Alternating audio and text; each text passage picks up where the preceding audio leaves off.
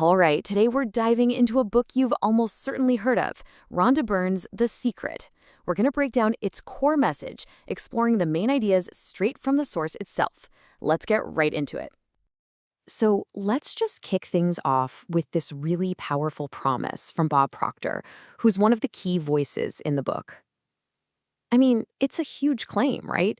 That this one secret can give you everything you could possibly want: happiness, health, and wealth. It definitely sets the stage. Which, of course, begs the question, what is this thing? What is this secret that promises to completely change your life? And here it is, the big reveal. According to the book, the great secret of life is a powerful, universal principle called the law of attraction. So, what exactly is the law of attraction? Well, at its very core, it's explained as this fundamental law of the universe that says your thoughts are the creative force behind your reality. That means everything that happens to you, good or bad, is attracted to you by your own thinking. And if you need to remember just one thing from all this, it's this. The entire concept gets boiled down to just three simple words: like attracts like. The idea is that your thoughts attract similar circumstances right back at you. Okay, so how does this actually work? I mean, how can a thought, something that's just in your head, become a real, actual thing in your life? Let's get into the mechanics of it. The book points to writers from way back, like Prentice Mulford, to make a really key point here. Your thoughts, they aren't just these passive little daydreams. No, they're described as real, tangible things. They're a force. So the book breaks it down with this really cool three-step analogy. First, it says your thoughts have a kind of magnetic energy. Second, they get broadcast out into the universe on a specific frequency. And third, that means you are basically a human transmission tower. And that's the key takeaway here, right? Just like a TV tower sending out a signal for a show, you are constantly broadcasting a signal with your thoughts. And the universe, it's like the receiver that picks up that signal and sends that exact reality right back to you. Okay, this all sounds amazing, but hang on a second. It brings up a huge question. If this is true, why do so many of us experience things we absolutely do not want? Well, here's the catch. According to The Secret, the law of attraction is completely impartial. It's like a cosmic photocopier. It doesn't hear or understand negative words like don't, not, or no. It just focuses on the subject, on the thing you're actually thinking about.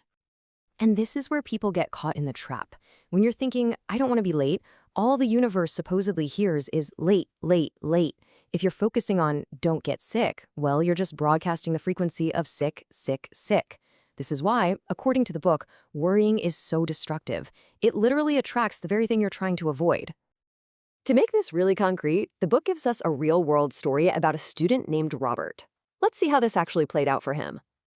So here's Robert's before picture. He was a gay man, and his mind was constantly focused on being harassed.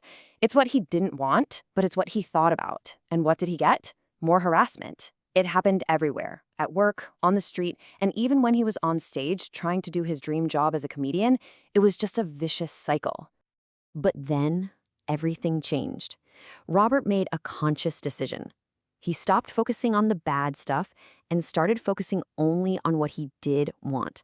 And the results described in the book are, well, they're dramatic. The people who harassed him just kind of faded away. They quit or transferred or just left him alone. The taunts on the street just stopped. And his comedy shows, he started getting standing ovations. His entire world seemingly transformed to match his new way of thinking. So what does all this boil down to? It leads to the book's biggest, most empowering message. You are in control. You hold the creative power. And I love how Dr. Joe Vitale puts it in the book. He says you are the Michelangelo of your own life. The David you are sculpting is you. The whole idea is that you're not just a passive victim of circumstance. No, you're the artist. You are the one sculpting your own masterpiece. So just take a look around. Your life, right now, in this very moment. Your health, your finances, your relationships. The book says it's all a perfect reflection of your past thoughts, the good and the bad. It's simply a mirror showing you what you've been broadcasting. And that's what we'll leave you with. It's really the core question that The Secret asks all of us. If your thoughts are truly what create your reality, what are you going to choose to think about, starting right now?